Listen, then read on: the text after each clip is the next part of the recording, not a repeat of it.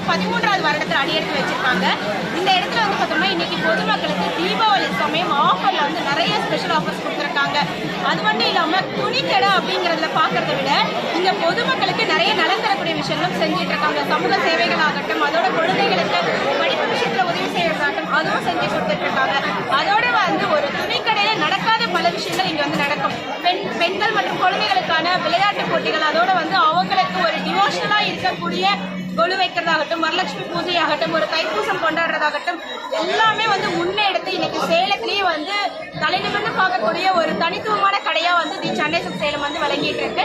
அதோட இந்த 13வது வருட ஸ்பெஷல் ஆஃபரா இன்னைக்கு வந்து நம்ம பொதுமக்களுக்கு என்ன பண்ணிருக்காங்கன்னா 3000 ரூபாய் மதிப்புக்குள்ள பட்டுப்புடவை வெறும் 1000 ரூபாய்க்கு கொடுத்துட்டு இருக்காங்க. அதே போல பிராண்டட் பாக்ஸ் சாரீஸ் வந்து 250 ரூபாய்க்கு கொடுத்துட்டு இருக்காங்க.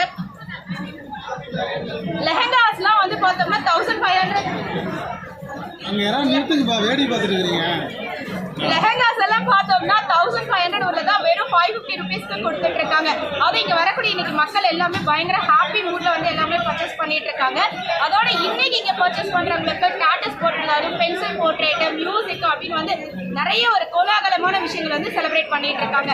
13 வருடம் மட்டும் இல்ல, நிறைய வருடங்களோட தி சென்னை சில்க்ஸ் வந்து நிறைய பிரான்ச்சஸோட நிறைய வந்து பொதுமக்களுக்கு சேவைகள் புரியணும் அப்படிங்கிறதுல ரொம்ப ஹாப்பியா சொல்லிட்டு இருக்கேன். சென்னை சில்க்ஸோட நிரந்தர வாடிக்கையாளர் ஹேமலதா.